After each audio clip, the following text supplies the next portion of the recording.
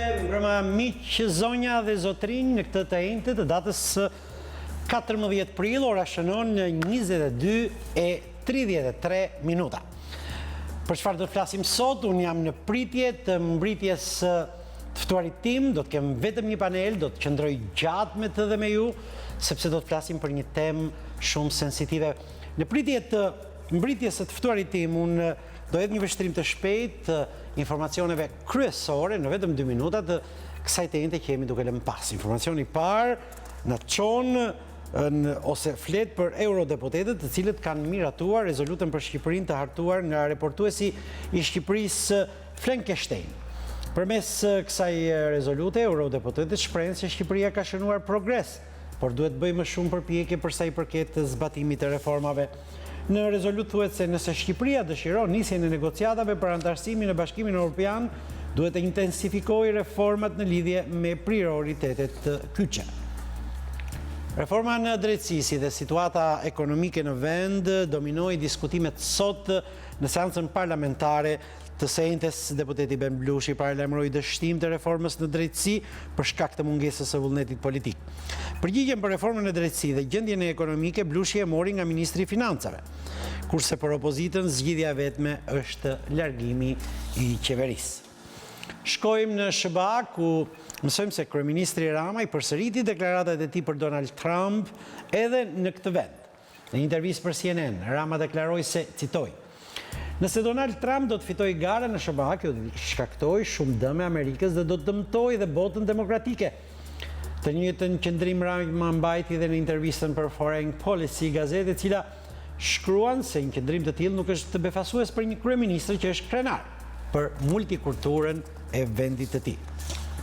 Ja dhe informacioni fundit, Ministria e Punëve të Brendshme rikujton se 31 korriku i 2016 është stafati i fundit për vlefshmërinë e pasaportave biometrike të lëshuara për periudhën 2009 korrik 2010 për shtetasit nën moshën 16 vjeç në momentin e aplikimit. Qytetarët që kanë hasur problematikën e vlefshmërisë së gabuar të dokumentit biometrik të aplikojnë sa më shpejt për pasaportat e reja. Mirë, e mbyllim blokun e parë informativ për ditën e sotme, këtë të njëjtën datës 14 prill, i rikthehemi edhe një herë temës për cilën do të flasim sot. Çfarë ka ndodhur? Në një ditë të zakonshme prilli, ashtu si pamendje, kryeministri Rama lëshoi një njërisi, e cila ditë pas dite erdhi dhe u bë edhe më tronditse. Koha për mësimin e fesë në shkollat shqipe. Por, duke kuptuar se opinioni shqiptar u trondit, u përpoq, më pas ta amortizoi këtë risi duke nxjerrë në fushë ministren e arsimit të zonjën Nikolla, e cila tha se është thjesht një ide që po mendohet prej kohësh. Por, pavarësisht të përpjekjeve të zonjës ministre për të hedhur një make-up mbi këtë risi të kryeministrit Rama, pyetjet, dilemat, rezervat, pasiguritë, frikrat mbeten dy fish të tilla për aq kohë, e theksoj për aq kohë sa nuk ka një informacion të saktë, për aq kohë sa vijon të ketë një fshehësi, pse jo deri dhe konspiracion. Pyetjet janë pafund, pyetjet janë atje, pyetjet janë në kokat tuaja, pyetjet janë mbi tavolinën tonë. Dilemat po ashtu, unë do të shtroj 2-3 prej tyre. A është ky një nga problemet ku orientimi europian të vendit, bashkë ekzistencës paqësore të feve, laicitetit dhe shumë arritjeve të tjera, po i jepet ose pritet të jepet një goditje e vetme? A është ky një rast që do të na çojë në rritjen e ndasive në fetare, por dhe jo vetëm? A do t'i bëjë në fakt tek e fundit më tolerant të shqiptarët mësimi i theve në shkollat tona?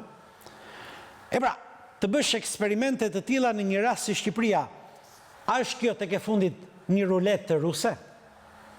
Për t'i dhënë përgjigje këtyre pyetjeve, unë kam të rritur sot në ndim, ta ndaj në atën time dhe të bashkëbisedoj me të, profesorin e filozofisë, antropologun Përparim Kabo, i themi mbrëma dhe mirë se jeni bashkuar profesor. Bëra një hyrje pak të gjatë, po më mirë për ta shpjeguar se për çfarë do të flisnim.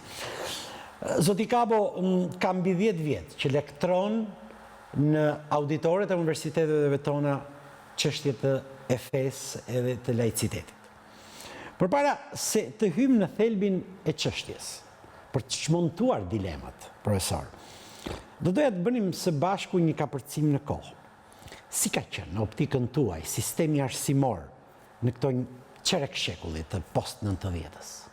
Po, është një pyetje shumë interesante, sepse përderisa kryeministri në mënyrë të beft, duke na befasuar të gjithëve, i ngarkoi shkollës, një shteti laik, një shkollë laike, edukimin mbi fen, apo mbi historinë e fesë, apo mbi kulturën fetare, çështje që do të diskutojmë gjatë bashkëbisedimit, është e natyrshme të pyesim çfarë ka ndodhur me shkollën tonë në këto 25 vjet.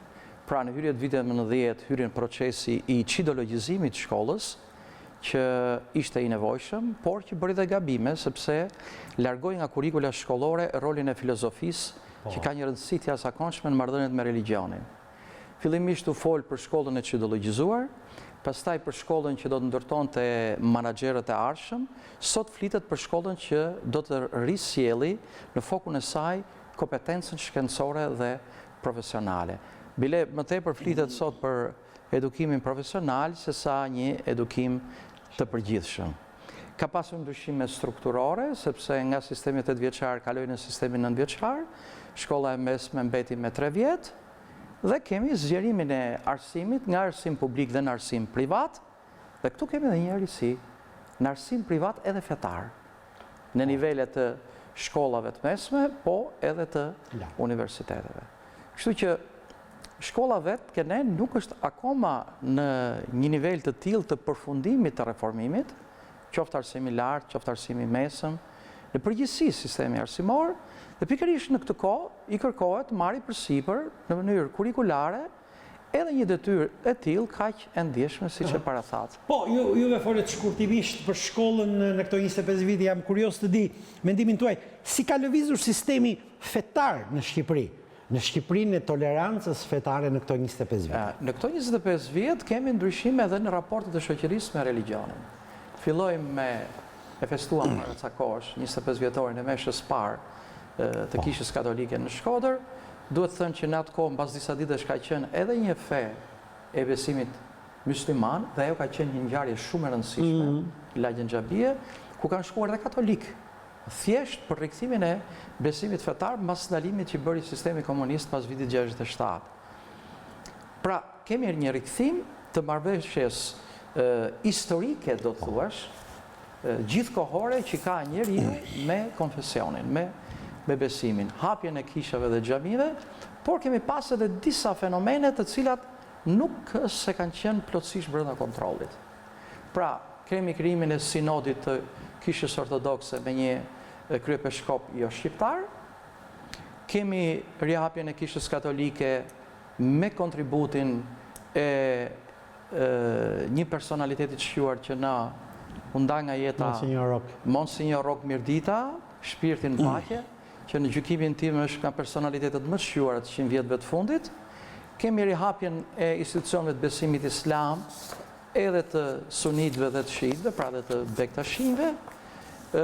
Fillimisht kryetari i Komitetit Musliman ka qenë Hafiz Sabri Koçi, dhe Hafiz në gjuhën liturgjike islame do thotë njeriu që di përmendsh Kuranin. Pastaj ai u zvendësua nga një personalitet tjetër, por që kishte studiuar në Çeki për gjeodezi. Dhe sot kemi një tjetër që nuk ja njoh si vin. Është një djalë i ri që ka bërë studimet në universitetet fetare në lindjen e mesme. Kemi edhe diçka tjetër, rindërtimin e institucioneve fetare ekzistuese, por dhe ndërtimin e tempujve sipas një harte që i përkon periudhave të atyre perandorive që sollën besimin fetar këtu ke ne. Vazhdon tradita e bashkëjetesës dhe harmonisë, sepse termi tolerancë fetare është një term shumë pretensios. Në kushtet ku niveli liturgjik i praktikantëve dhe i besimtarëve, por edhe niveli teologjik i atyre që predikojnë, sidomos në nivelet e dyta dhe treta, lë shumë për dëshiruar, është shumë vështirë thuash që ne jemi një popull që kemi të zhvilluar tolerancën fetare. Mes këtyre dy paraleleve, pra, që juve sapo i bët, të shkollës në këto 25 vite dhe të situatës fetare në 25 vite, shoqëria shqiptare, që është në mes, midis fes nga njëra anë dhe dijes shkencore nga ana tjetër.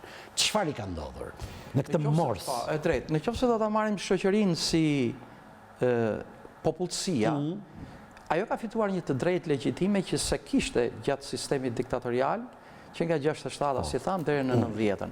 Pra ju kthyen kulteve fetare, ju kthyen tempujve fetar, procesionit dhe ritualit fetar.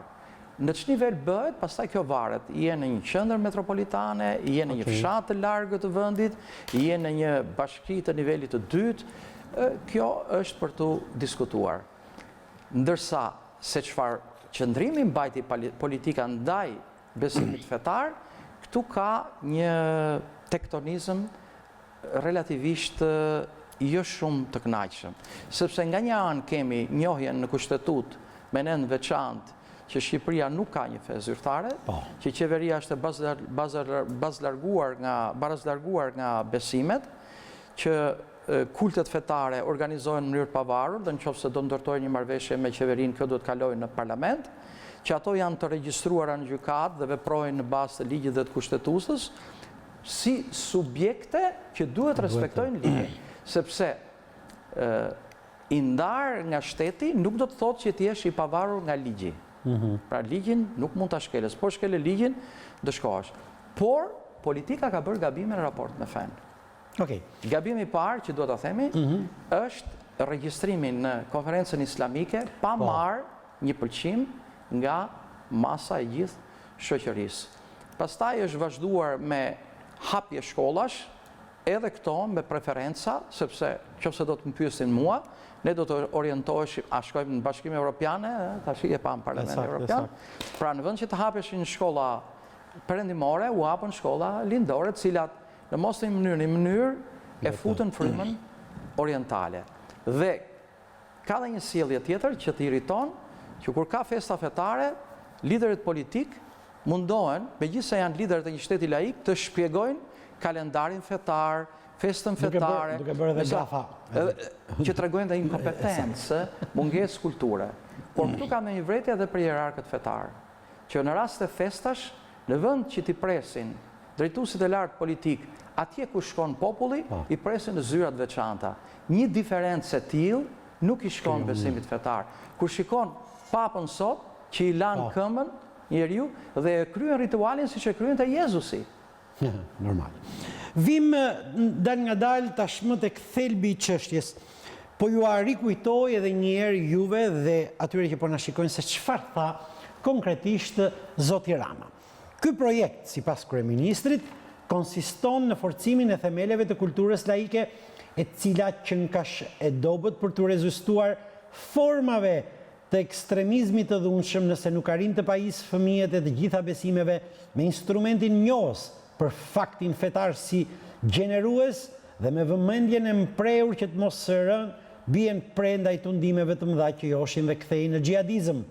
Vajza dhe djem pikërisht se mungojnë këto instrumente. Mbyllat citimin e zotit Rama. Pyetja, pse pikërisht tani? Në çfarë konteksti mund të jetë bërë qëndrimi më i fundit i kryeministrit? Mos vallë me këtë. Zoti Rama kërkon, zoti Kapën në optikën tuaj, të tërheq një serbator votash nga komuniteti fetar? Një arsye. Mund të jetë dhe kjo një arsye, por në gjykimin tim, vendi ku gjeti për ta deklaruar këtë gjë nuk ishte vendi i duhur. E para, e dyta, ne duhet kuptojmë të gjithë që jemi në një shoqëri liberal-demokratike ku arsimi është i pavarur dhe nga politika. Politika nuk mund të bëjë politika kurikulare, se çfarë lëndësh duhet zhvillohen në shkollë. Ne mendojmë se e kaluam sistemi diktatorial dhe ndryshimi pikërisht ky ishte.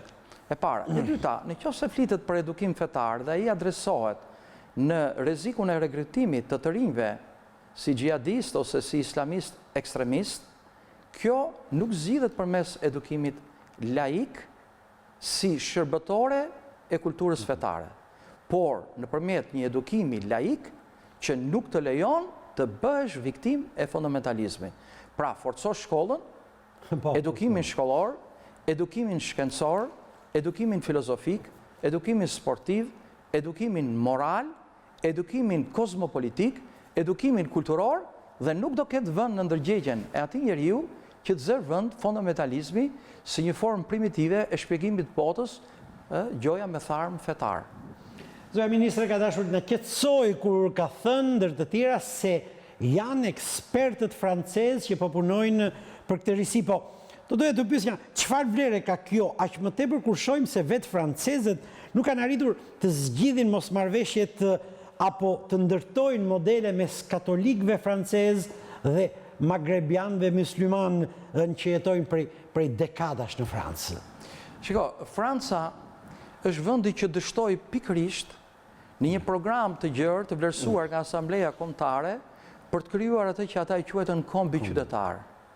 Bile është një libër një autore franceze për kthyer këtu në Shqip, ajo dhe u dekorua atëre nga Asambleja Kombëtare e Francës, dhe ata thanë, nuk ka rëndësi nacionaliteti nga vjen, nuk ka rëndësi besimi fetar, mjafton të pranosh kulturën frankofone, historinë e Francës dhe ti je pjesë e kombit qytetar.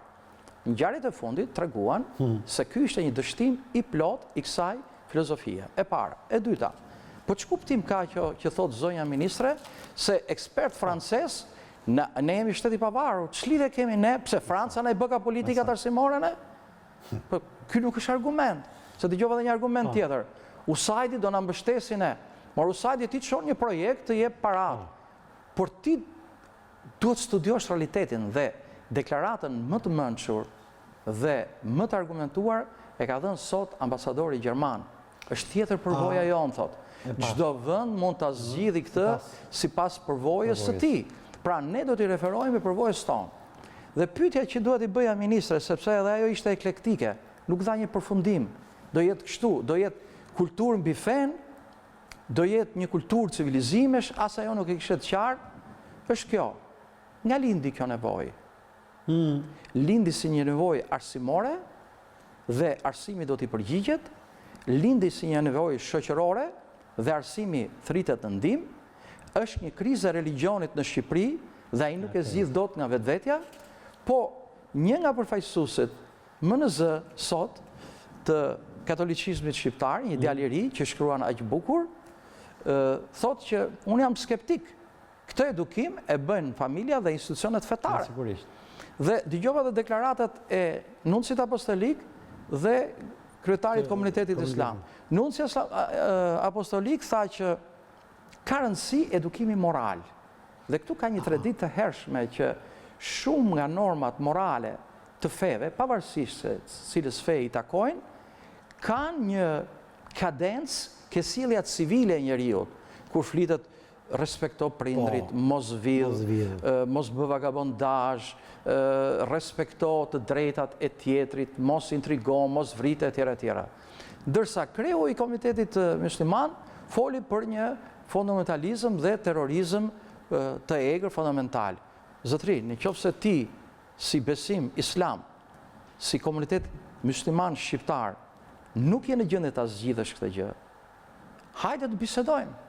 Të thresim një tavolinë ekumenike, ku të jenë të gjitha besimet fetare, ata kanë dhe një komitet ndërfetar, shteti ka një komitet shtetëror të kulteve, të thrasim akademik, profesor, historian, psikolog, antropolog, mjek psikiatr dhe të diskutojmë ekonomist, bankier, financier, sepse varfëria është pjella e të gjitha këtyre.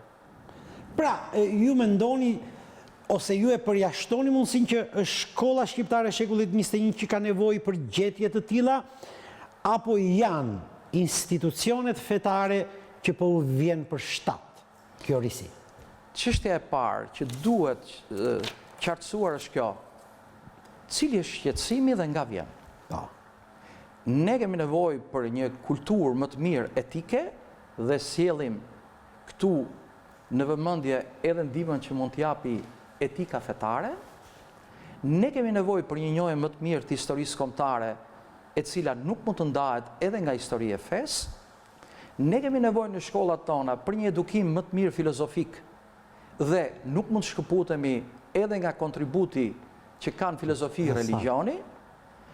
Ne kemi nevojë në Shqipëri për një njohje më të mirë të civilizimeve dhe, siç thon autorët MNZ, në thelb të civilizimeve, dy janë elementet bazë. Religioni, identiteti që vjen nga religioni dhe identiteti që vjen nga gjuha.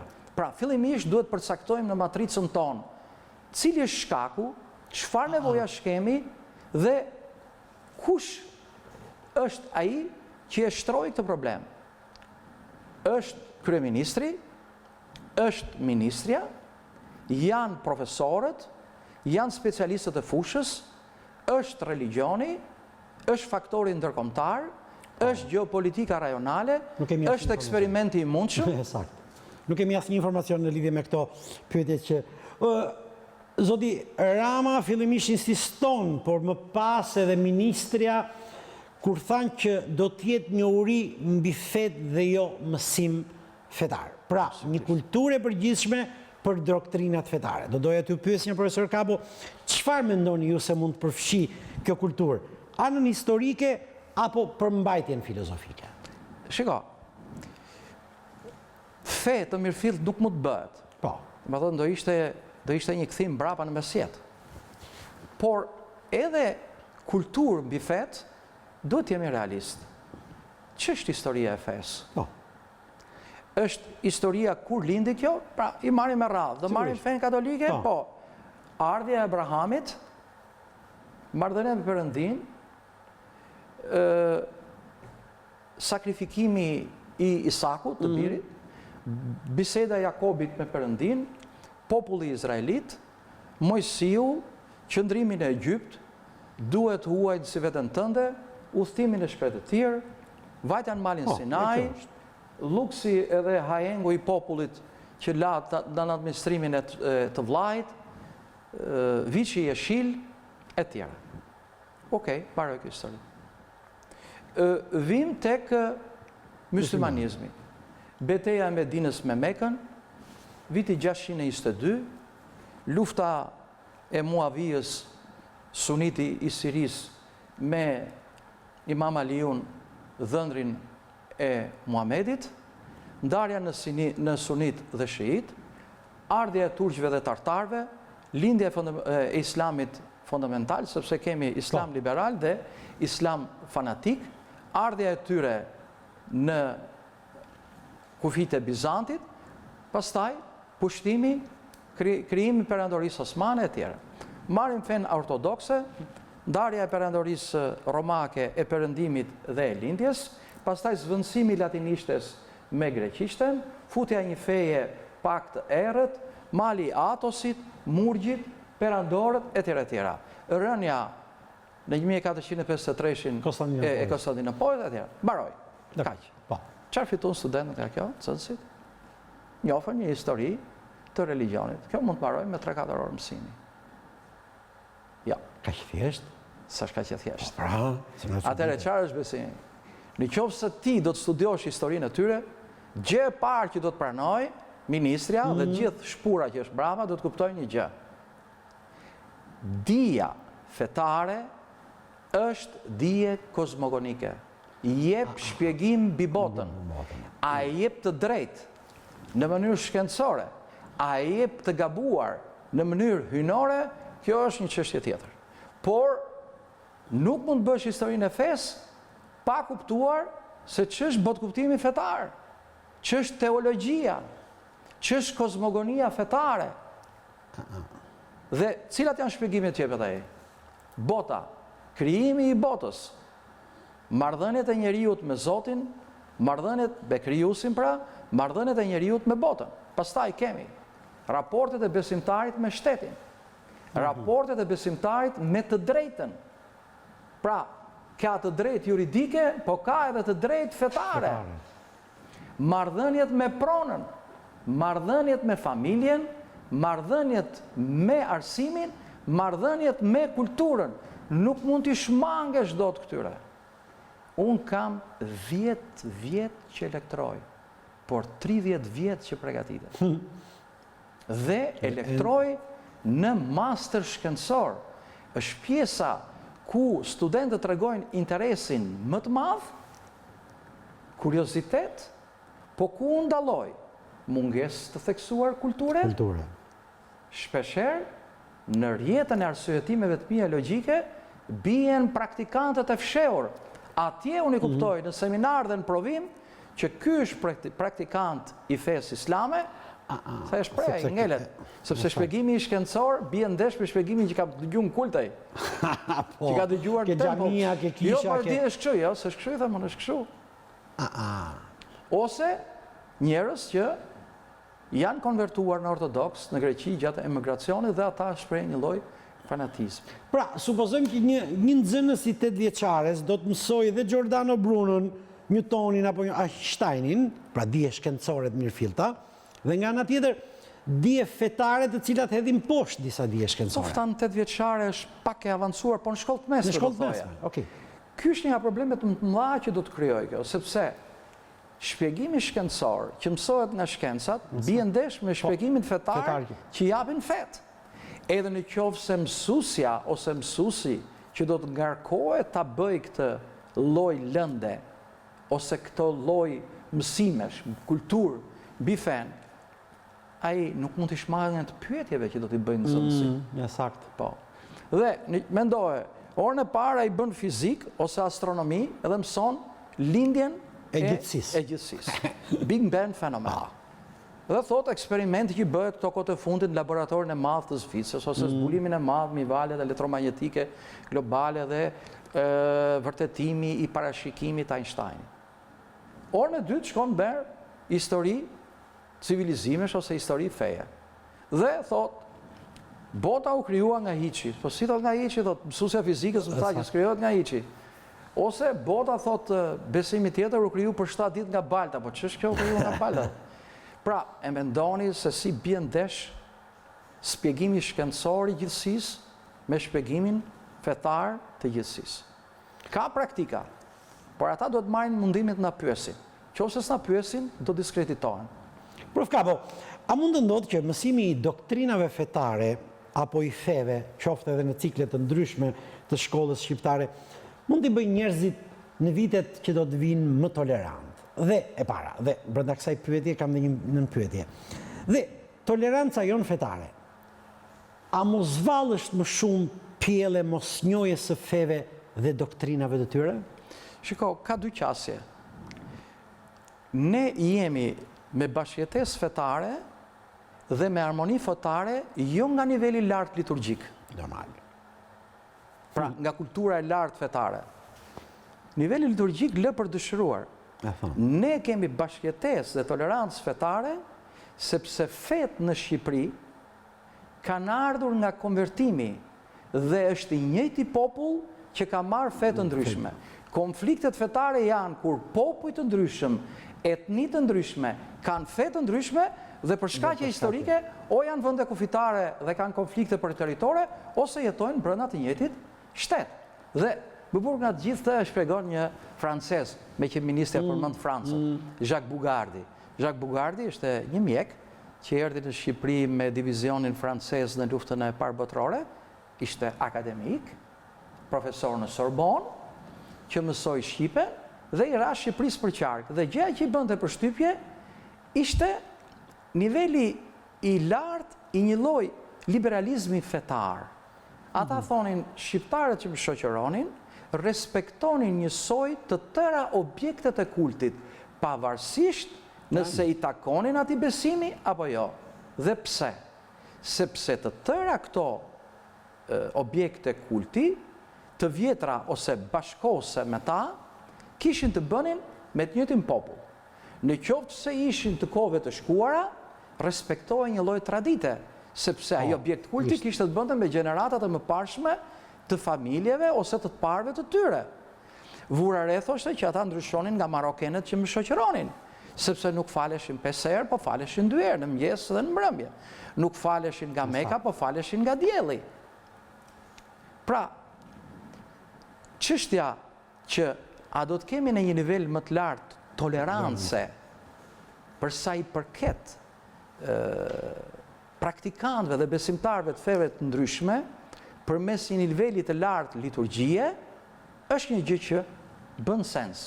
Po këtë nivel të lartë liturgjie duhet ta bëjnë institucionet fetare, Pra literatura fetare studiohet atje, jo dëgjon ti çfarë thot ai gjatë procesionit, ose ndaj një meshe, apo një festë islame, apo ortodokse, apo të sektit Bektashi. E ke lexuar ti Biblën? Kuranin. Po 4 versione të Biblës, 4 autor. Po Kuranin e ke lexuar, e ke kuptuar, ke bërë pyetje, ke marrë përgjigje, po fetë e tjera i ke studiuar ti? Pra, ky lloj edukimi i takon institucioneve fetare. A mund të vi toleranca fetare nga faktor ekstrafetar, si që është niveli lartë kulturor? Po, vjen. Sepse sa më nivel lartë kulturor të kesh, aq më tolerant je ndaj pluralizmit kulturor. Pra shkolla mund të bëj këtë gjë, të rrisi nivelin e lartë kulturor për të përjashtuar urrëtitjen apo dasit midis grupeve të ndryshme antropologjike që dallojnë nga njëri tjetri nga besimi fetar. Është një fill i holl i kuq që mund të ndaj nga pjesa tjetër. Shiko, përse sot... Më fal që ju ndërpres, supozojmë që jemi në një klasë gjimnazi, e përbërë nga gjysma... nga familja muslimane, nuk e quajmë praktikant. Gjysma nga familja muslimane, 20% nga ortodoks dhe 10% nga katolik. Ky është një problem shumë i madh, sepse në influencën e familjes a i ka disa ndjeshmëri.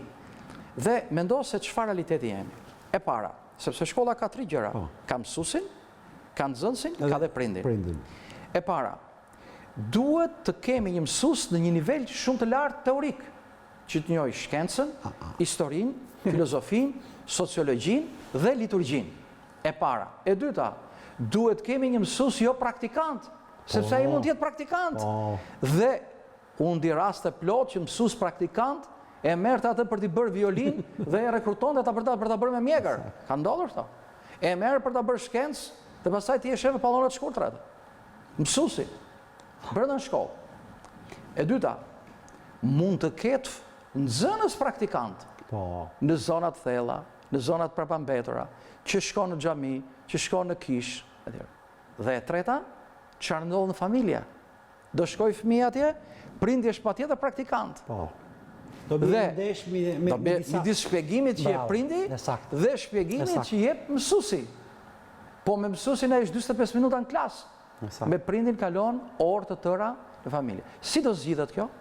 E kanë menduar këta iniciatorët këtë punë? Çfarë mund të ndodhi? Mirë, në Tiranë, Durrës, Korç, Vlorë, Gjirokastër apo Sarandë.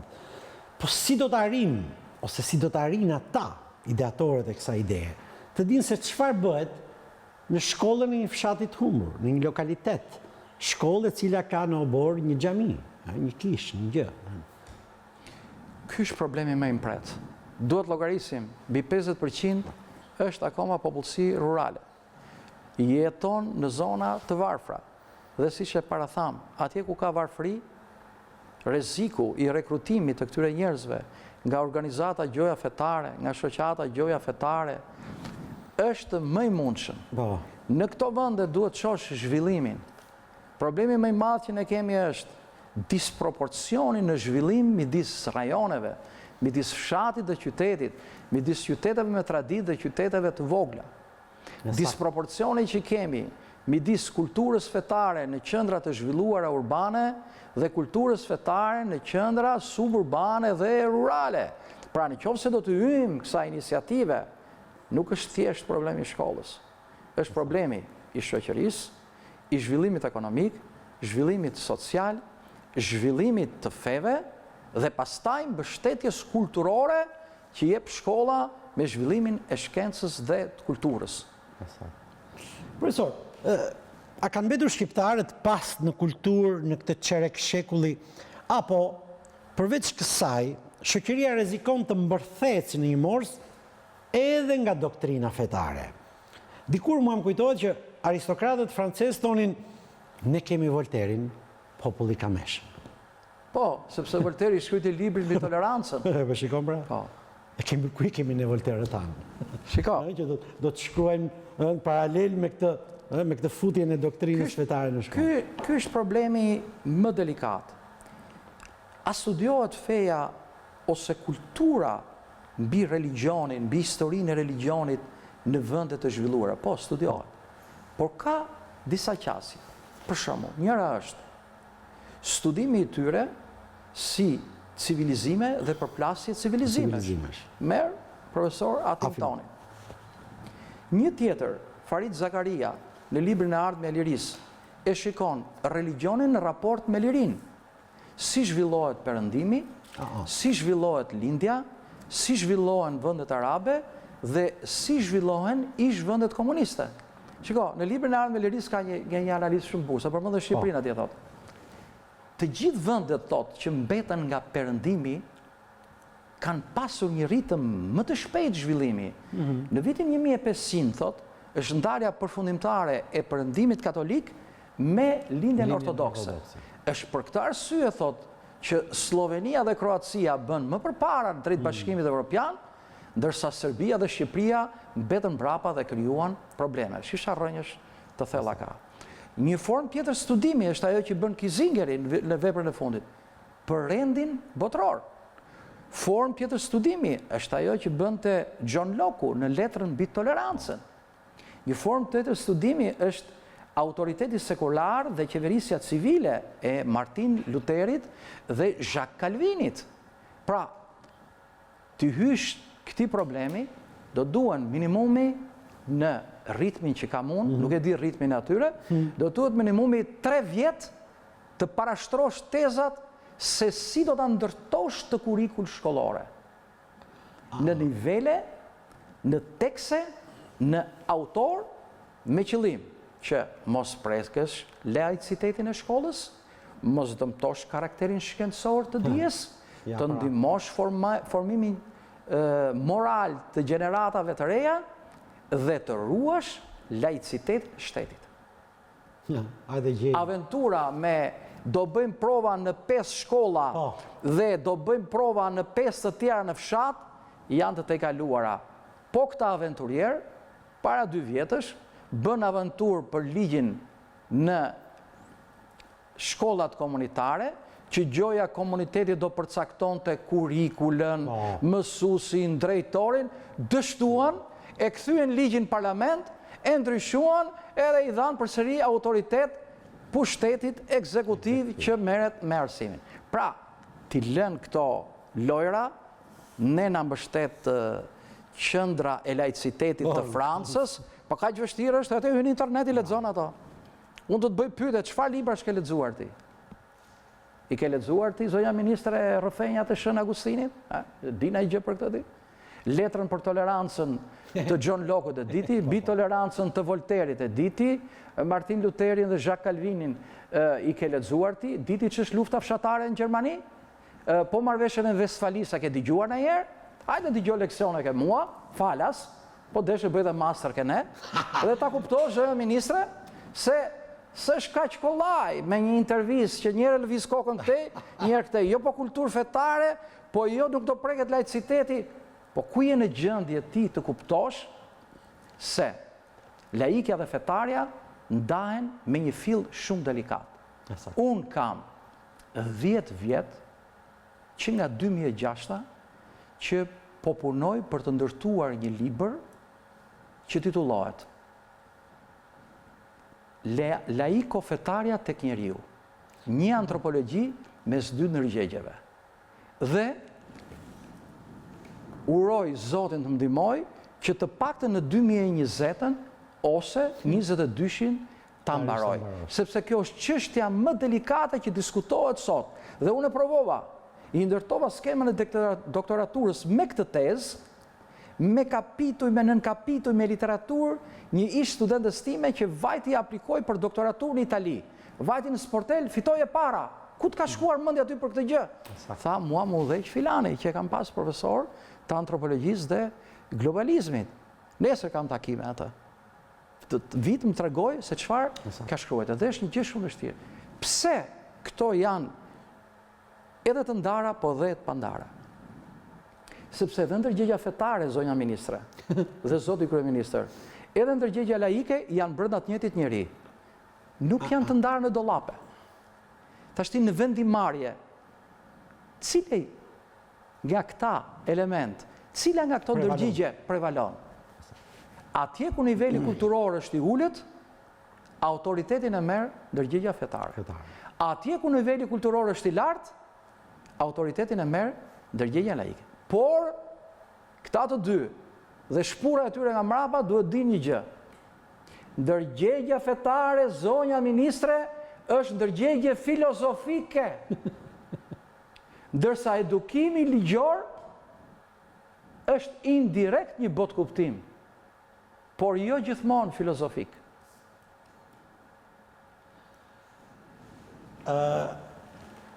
Zonja Nikola, nëse na shikon, nuk humbasgjë, përkundrazi. Jo, Fiton shumë. unë zonja Nikola e dua, e respektoj për punën që bën. E shoh se e do. Ta duash një njeri, do të thotë që ti tregosh atij të vërtetën. Në qoftë se një njeri e do duke i treguar gënjeshtra, nga mjezi deri në darkë, asgjë nuk do bëhet edhe me këtë projekt ambicioz. Okej. Ecim edhe cilat janë disa nga problematikat ose problemet që mund të krijohen në një të ardhme të afërt ose edhe të mesme, po të doni, kohore. Sa do ta toleronin institucionet fetare disa të vërteta shkencore dhe a mund të protestonin ato nëse do të mbaj, të themi, një qëndrim shkencor ndaj donacionit të Konstantinit, po themi, po jap një shembull. Shiko, institucionet fetare ende nuk janë shprehur në mënyrë të plotë. Dhe unë e kuptoj rezervën e tyre. Sidomos të katolikëve, ortodoksët s'kan fol fare, sepse ata duan di njëherë ç'është ky projekt, ky program. Duan ta kenë të shkruar të zezën mbi të bardhë. Deri ku shkon. Problemet që mund krijohen në të sotmen, në një të ardhme të afërt dhe të largët është kjo. E para njëherë të rrezikohet karakteri laik dhe shkencor i shkollës në qoftë se nuk ruhen ekuilibrat dhe nuk fokusohet mirë se për çfarë bëhet fjalë. E dyta, mund të rritet një lloj konflikti dhe dasije brenda ambientit shkollor për atë arsye që ju thatë. Por mund të ketë edhe rrezikun e një lloj dasije zonash dhe krajinash, sepse mund marrësh për shembull, në një zonë të veriut janë në 100%, po themi katolik roman. Ku e dim ne se çfarë do thonë ata për besimin islam apo ortodoks.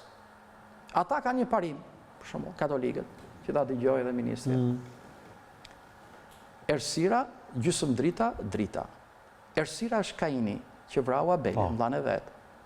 Gjysmëdrita është Mojsiu, ti më bjen në një faqe, unë të bjen ty në faqe. Drita është Jezusi, ti godet faqen time, unë të kthej faqen tjetër. Por, kur kam qenë në një konferencë lidhur me besimet, kam dëgjuar një profesor që kishte studiuar në Belgjik, sjelljen e një besimi tjetër, për të ruajtur tash etikën në komunikim, ai e quante gjithmonë errësirë të tipit të Kainit. Dhe e tha këtë në një konferencë. Dhe ai pati kurajë ta thoshte dhe të jepte argumentet e tij. A e besuam ne të tjerët? A e morëm të mirë qenë? Kjo është një çështje që ha diskutim. Pa ai nuk pati frikë ta thoshte këtë gjë. Merr në një zonë për shembull të territorit të Shqipërisë, diçka të futur që është 99% ose 100% ortodokse. Çfarë do thuhet atje në klasë për besimet e tjera? Dhe merr një zonë që është 100% muslimane, çfarë do thuhet atje për dy besimet e tjera? Kush ta garanton ne që nisemi për një qëllim të mirë dhe mund të bëjmë një punë të mbrapsht? Prandaj, pyetja që shtrohet është kjo. Çfarë do bëjmë dhe si do ta bëjmë?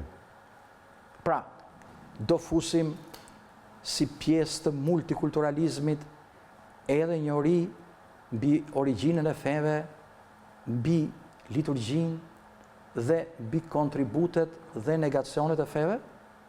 Sepse, për shembull, një nga librat që jap unë studentëve është Bernard Russell, matematikan, filozof, që pastaj u ndalua të jepte leksione në Amerikë, i cili ka shkruar një libër shumë interesant, pse nuk jam i krishter. Dhe krahason dogmatizmin e koncileve të mesjetës me dogmatizmin e marksizmit. Por pyetje që mund bëjnë studentët janë nga më të ndryshme, sidomos ata të shkollave të mesme. Për shembull, ai thotë rule of law, themi ne, mëson në sociologjia ai, sundimi i ligjit, shteti ligjor. Pastaj shikon atje në Bibël që thohet që Jezusi kishte moralin. Bota u prish që kur hyri ligji. Si do ta shpjegoj mësuesja historisë këtë? Do ja bëj pyetje, hyn në internet, në telefon, ose në atë iPadin, atë modelin që i kanë dhënë këta shkollës me sistemin digjital. Pra e kanë futur edhe e pyet ai. Ose e pyet mësuesen.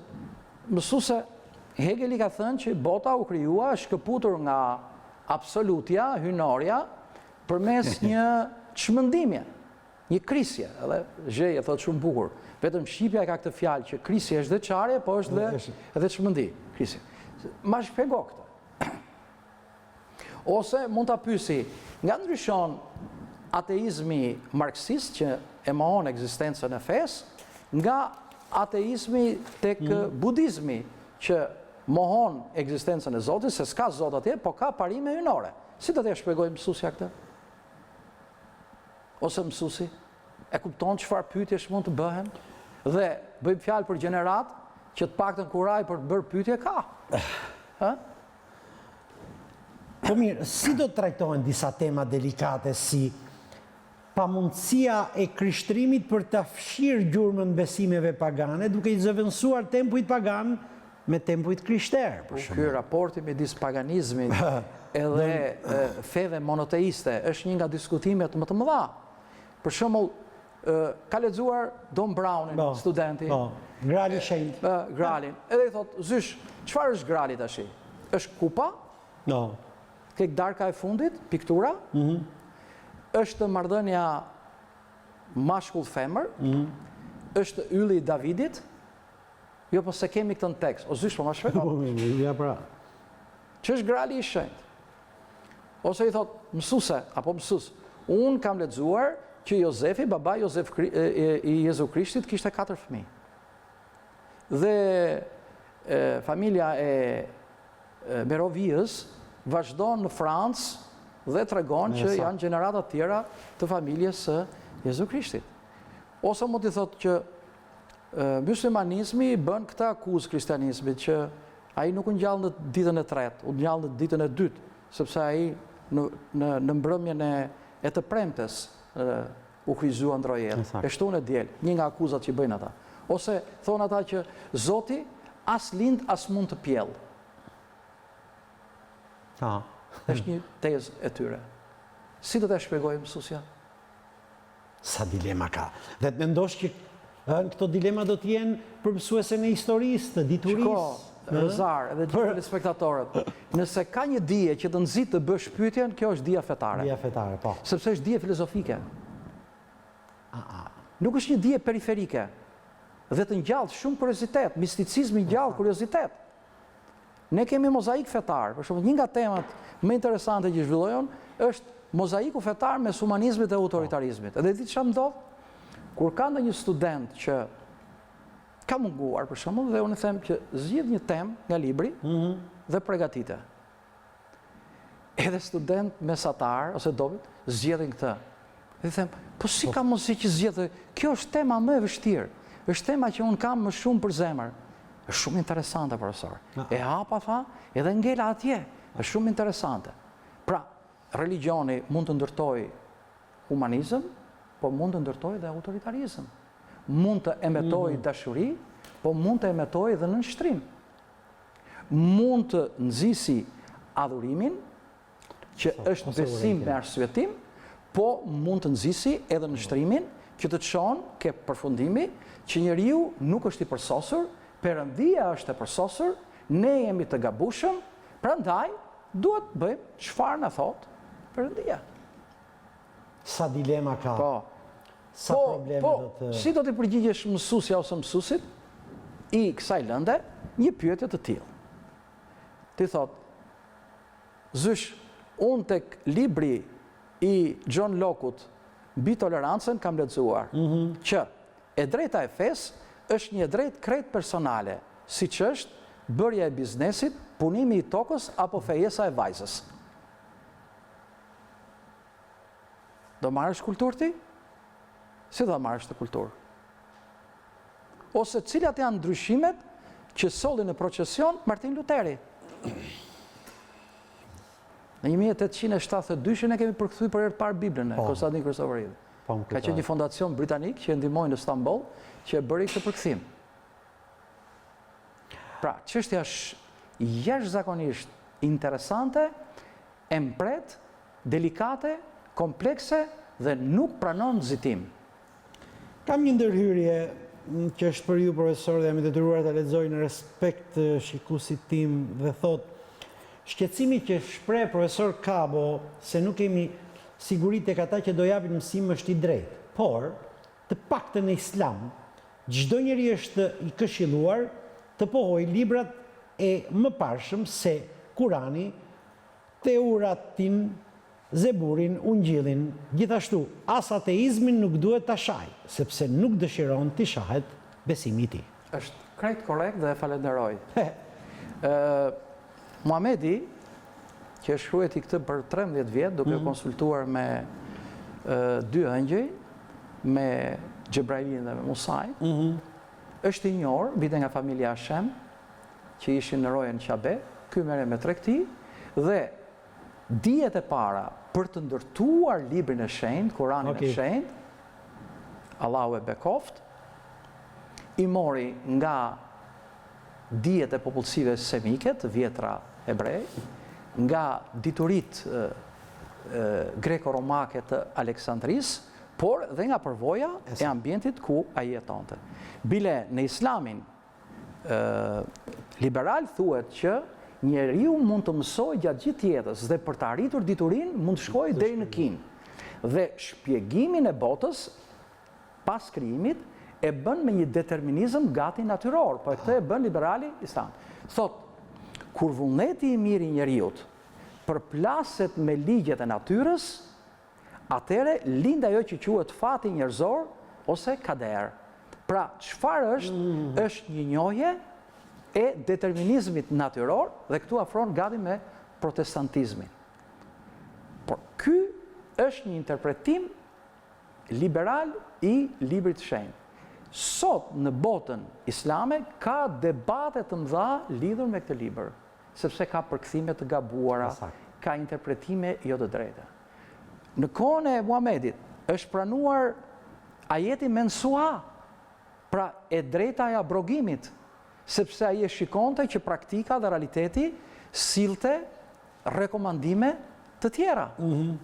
Kështu që unë nuk jam për atë që ky besim përjashton dijet e tjera dhe ateizmin.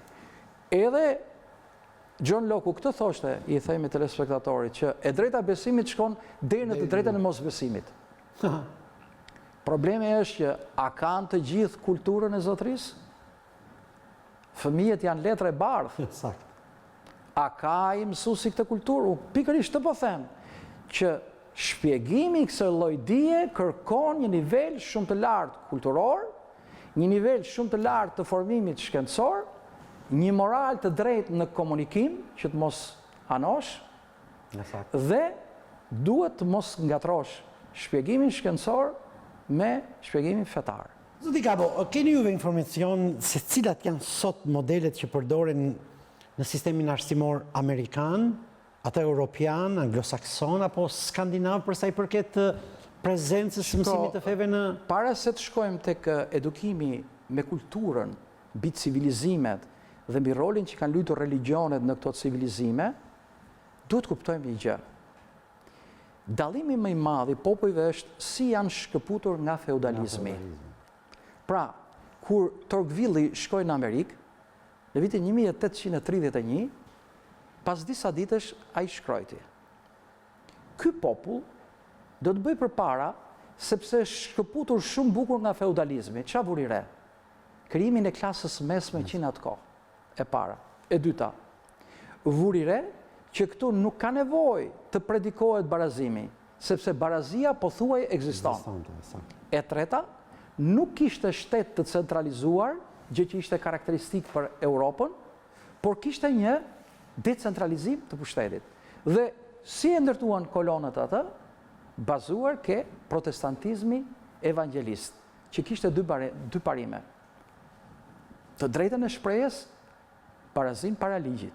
Dhe pastaj, parimi tjetër, mosprekja e pronës dhe një lloj pluraliteti në idet e tyre. Tash i vim në Shqipëri, si u shkëput Shqipëria nga feudalizmi?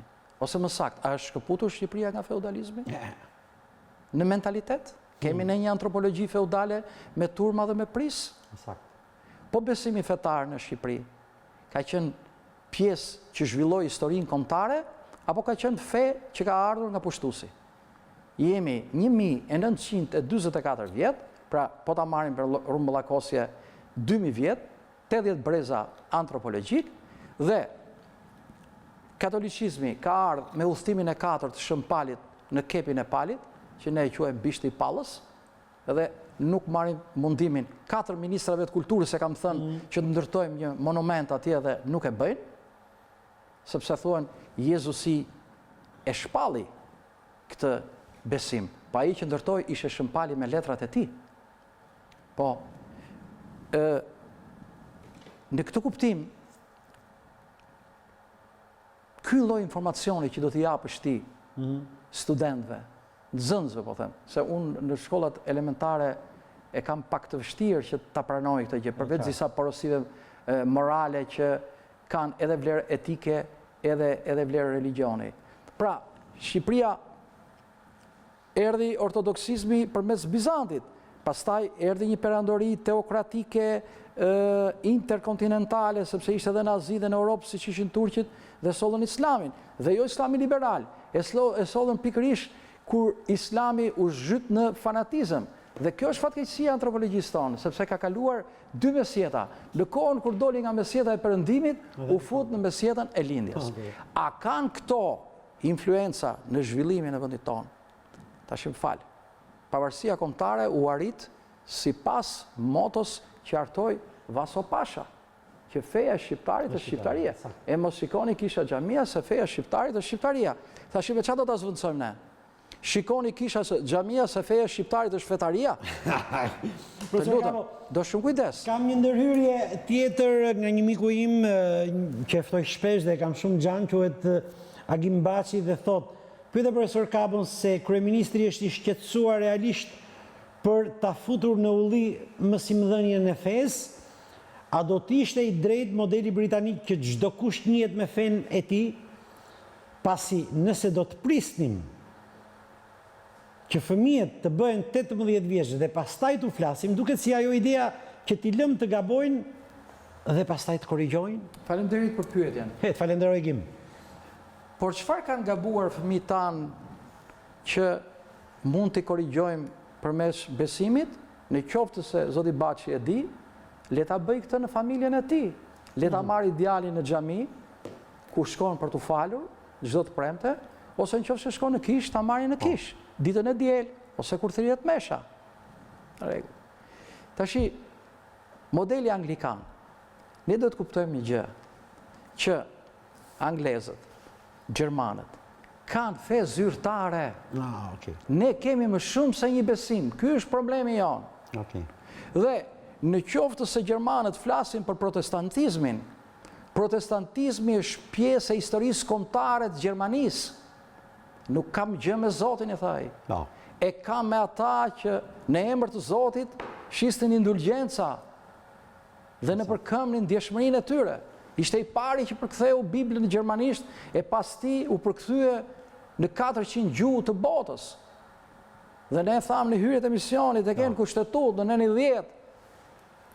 Nuk ke një besim të vetëm. Tashi po i them zotit Baçi një gjë tjetër.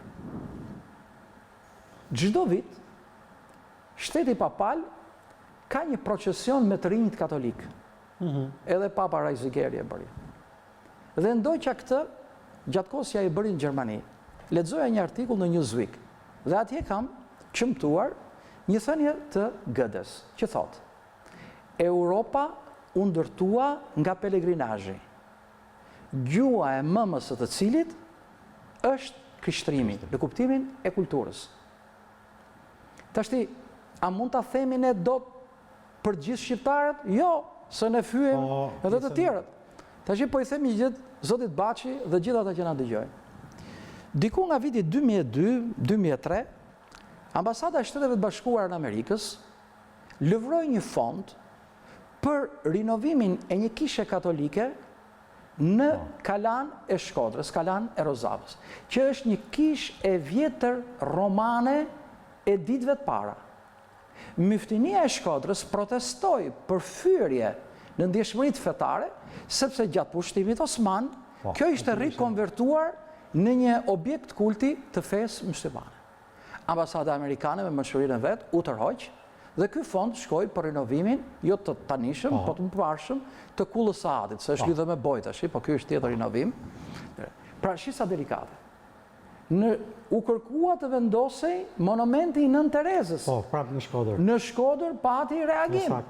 Kemi pasur në morfologjinë gjeografike, në fshatra që është vënë kryqi atje. Dhe nuk është kuptuar që jemi një territor I një shteti laik.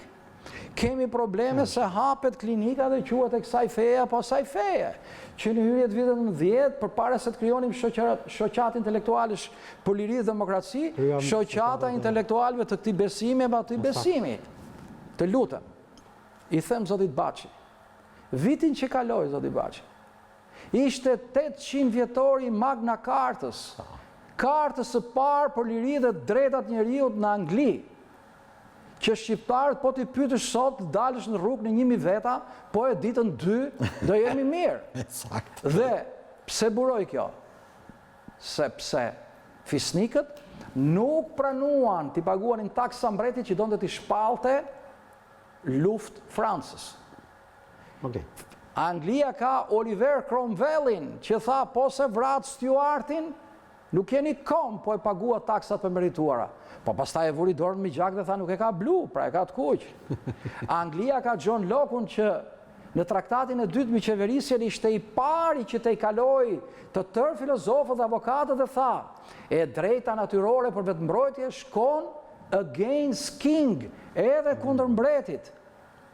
Tashti, më fal, me të drejtën zakonore, etnografike, kostumografike, të miteve që kemi ne, a mund të arrim ne të ndërtojmë një edukat të tillë duke e krahasuar këtë me Anglinë? Po ka dhe një kundërpyetje. Po terrorist fanatik dalin më shumë në Angli, zoti Baçi, nuk dalin në Shqipëri. Këta që kanë ikur për të luftuar në Siri janë nevojtar. Janë nevojtar. Njerëz të braktisur që duan të gjejnë një zgjidhje. Dhe janë kthyer zanatit vjetër të shqiptarëve mercenarë. Shko lufto se do marrësh para dhe pastaj pendohen atje. Profesor, tu sistemin, nëse keni në informacion, të sistemit arsimor të shkollave të Evropës lindore. Shiko, unë po them për shembull eksperiencën në Ungari. Në Ungari ka shkolla më vete fetare, por ata janë të shqetësuar dhe më kanë thënë një gjë. Kam qenë bashkë me profesor Alex Luarasi.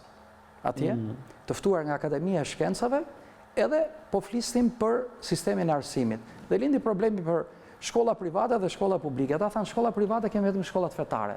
Por na prishin punë. Pse I thashun?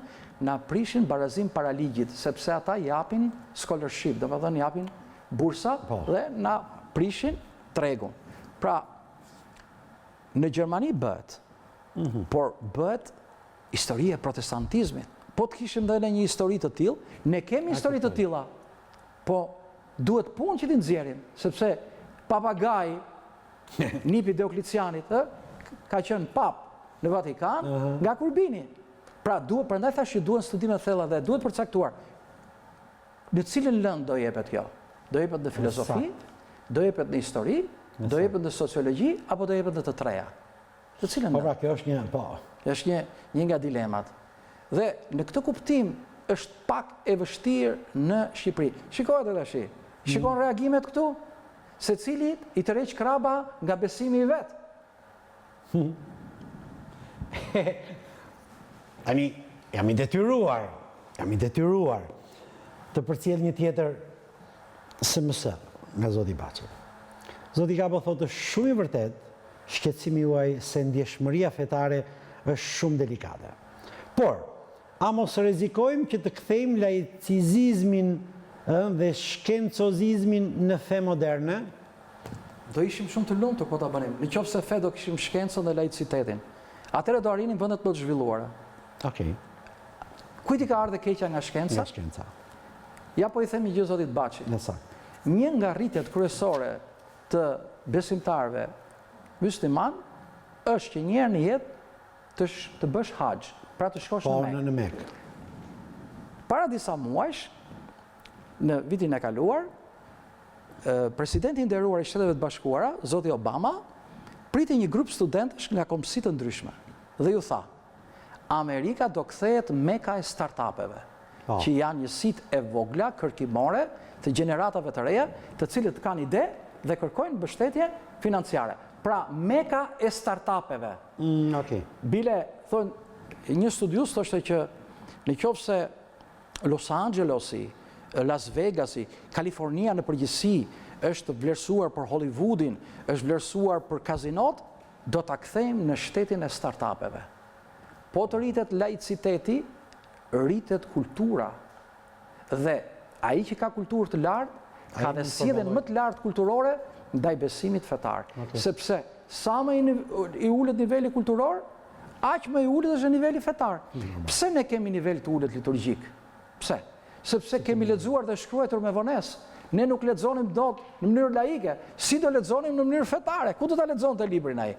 Po të kishim pas nivel të zhvilluar kulturor, do kishim edhe nivel më të zhvilluar liturgjik. Pyetja fundit. Pse shqetësohet përparim kavu nga gjithë kjo histori? Unë shqetësohem sepse e dua vendin tim. Unë nuk shqetësohem se trembem që atje tash do të fillojnë kryzatat apo do fillojnë xhihadistët brenda shkollës. Jo. Ne bisedojmë këtu jo për të bërë kritizerje. Sigurisht, sigurisht. Ne ndajmë mendime, jemi të shqetësuar, po për çfarë do shqetësohem unë kur unë vitin tjetër bëj 40 vjet në arsim? Unë nuk do shqetësohem për bankat. Sakt. Mund të them diçka sa kam studiuar unë për bankat. Po atë e thot një bankier, ishte profesor Selami Xhepa, një shkencëtar i vërtet që po përkthen edhe nga librat më të mira. Sot atë mjelmën e zez e kam në shtëpi, ai e ka përkthyer dhe ka bërë një përkthim jashtëzakonisht mirë. Vjen profesor Civici, flet për diçka tjetër, vjen profesor Fuga, flet për diçka tjetër. Pastaj, po pse mos jemi shqetësuar unë si qytetar? Unë kam 30 vjet që merrem me këtë punë. Po të hesht pastaj, si do t'i them ndërgjegjes time unë, fëmijët tim apo gjeneratave tjera? Ore, po ti ku ishe atëherë, pse s'fole? Ky është shqetësimi. A mund të shtohet, pyet një tjetër, sa shumë janë. A mund të shtohet dia mbi fen në shkollë pa qenë moduli veçantë? Ky duhet jetë ndonjë profesor. Po ne nuk e kemi të qartë se si do ta bëjmë këta. Është modul, janë disa mësime, është tekst më vete, prandaj thashën që vetë ministra ishte fluide. Unë se kuptova se çfarë. Prandaj duhet transparencë. Hajde të ulemi në tavolinë. Po thritë ministrën këtu mërë zotëri. Po deshëm thritë dhe mua, e ta pyesëm, ma zonjë, si e ke menduar ti këtë? Kush je ti që po merr këtë? Sepse ne kemi dëgjuar për reformatorët e mëdhenj. Tashi, sot problemi më i madh në shkollë, di cili është? Në shkollat moderne, është krijimi i alfabetizmit shkencor. Dhe alfabetizmi shkencor do të thotë niveli i lartë i shkencës, duke u rikthyer ke tradita e mirë e shkencave natyrore. Fizik, matematik, genetik, biologji, informatik. I ndritëm këto ne. I ndritëm këto ne që tash na mbeti kjo pjesa tjetër. Po ti ndrisim këto një. Të kthehemi jo larg, po keja tradita e mirë kur vetë ministrja ka qenë studente, sepse ai ka studiuar për matematik. Dhe ka qenë studente shumë e mirë, ka qenë mësuese matematike. Po kjo traditë është bjerur, nuk gjen dot profesor matematike, nuk gjen dot profesor fizike, nuk ke laboratore, nuk bëhen eksperimente. As laboratore të dikushme të kimisë, kur bënim një eksperiment dhe shikonim se si ndryshonte solucioni ngjyrë. Është Ëngjëll Musaj nga Gazeta Telegraf pyet e profesorin, thotë, mos është një show tipik i Ramës dhe i radhës, për të larguar vëmendjen nga hallet e shqiptarëve, hallet e përditshmërisë së tyre? Shko, më shumë se pyetja mua më provokon emri gazetarit, që e ka ëngjëll.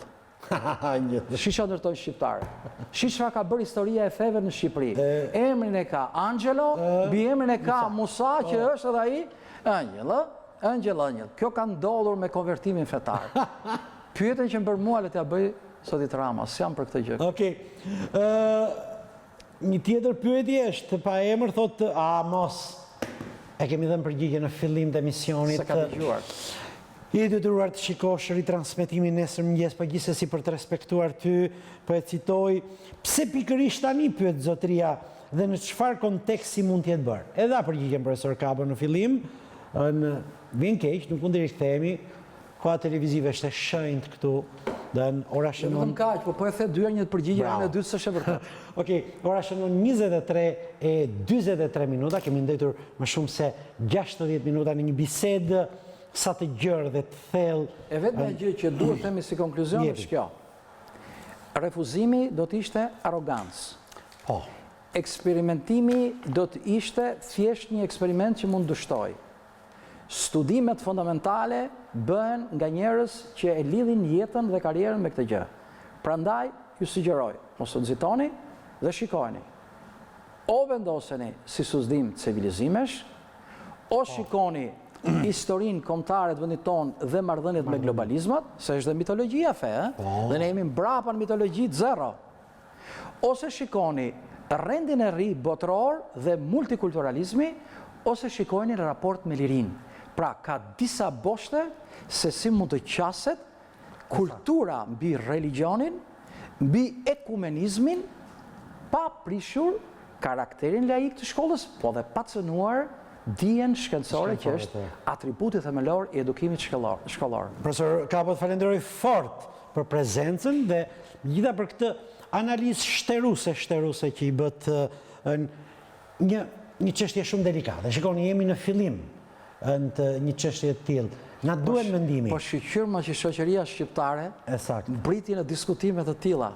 Po kemi 25 vjet që merremi me qishra në hell. Po sot un kam të drejtë bëj akuzë. Kush jeti zotëri ose zonjë që hoqe filozofin nga shkollat e mesme? Shiku e çove shkollën? Ja pra. Shiku e çove sepse s'ka filozof i antikitetit, i renesansës, i klasicizmit dhe i modernitetit që nuk merret edhe me problemin e fesë dhe kozmogonisë fetare. Nuk ka filozof. Më gjeni një filozof që s'merret me këtë punë. Ja gabimi që bët. Edhe e sotët, u morët me ca libra sociologjie, e me ca norma, jo heckevijat e bardha, jo shif, atë semaforin e shil, po pëse më kjo është edukata që do t'japësh, po flistin, po shikoni më studentët jashtë, shkollave të mesme, çfarë bëjnë more, çfarë bëjnë në Shtetet e Bashkuara, studentë shqiptarë që shkojnë atje, çfarë bëjnë në Britaninë e Madhe, çfarë bëjnë në Gjermani, çfarë bëjnë, në Sloveni, çfarë bëjnë, dhe tjera.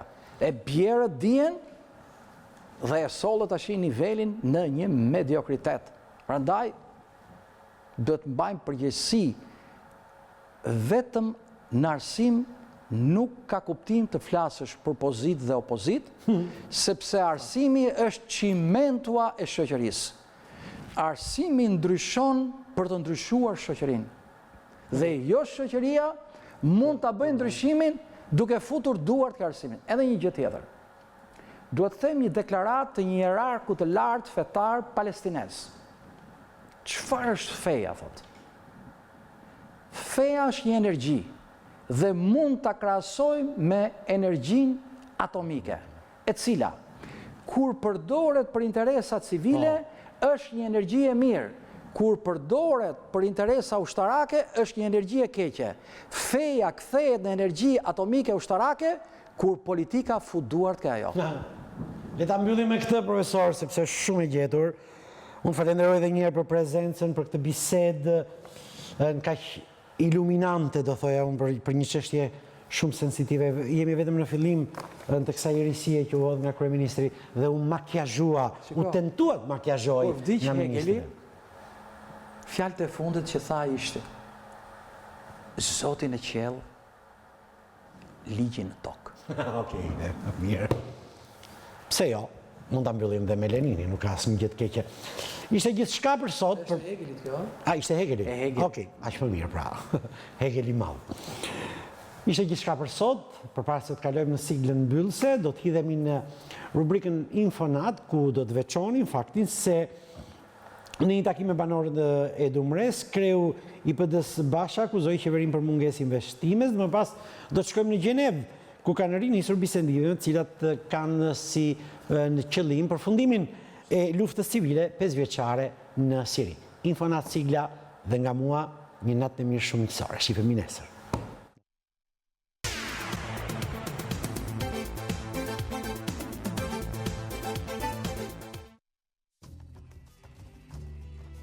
Në takimin e tij me banorët të Dumres, kreu i Partisë Demokratike Lulzim Basha akuzoi qeverinë për mungesë investimesh në këtë zonë. Ai tha se qeverisja demokratike do të investojë për fshatin në të gjithë Shqipërinë me 150 milionë euro, teksa kujdesi i veçantë tregohet për familjet në nevojë, ndërkohë që fermerët ngritën shqetësimin e subvencionimit. Një vit nga vënia nën akuzë për shpërdorim detyre ish-ministri i Arsimit Myqërem Tafaj është shpallur i pafajshëm nga gjykata e lartë. Tafaj akuzohet se në kundërshtim me ligjin ka akredituar 8 deg të një universiteti privat, duke i shkaktuar shtetit dëm në vlerën 1 milion euro. Për ish-ministrin e Arsimit, i cili u hetua e gjykua në gjendje të lirë, prokuroria kërkoi një vit burg, por përpos akuzave, gjykata e lartë vendosi për të pafajësi. Në një reportazh që BBC ka realizuar në kampin e refugjatëve në Idomeni të Greqisë, paraqitet e vullnetarët shqiptar të cilët ndihmojnë refugjatët në këtë kamp, pas largimit të mjaft organizatave jo qeveritare, për shkak të dhunës dhe incidenteve. 15 rinj nga Korça ndihmojnë fëmijët e refugjatë me veshje, ushqime, lodra ilaçe dhe çdo nevojë tjetër. Në Gjenevë kanë rinisur bisedime të cilat kanë si qëllim përfundimin e luftës civile 5 vjeçare në Siri. Këto negociatat të ndërmjetësuara nga Kombet e Bashkuara kanë për synim formimin eventual të një qeverie tranzicioni, për t'i dhënë fund konfliktit, nga i cili deri më tani janë vrarë më se 270.000 njerëz dhe janë zhvendosur më se gjysma e popullatës së këtij vendi.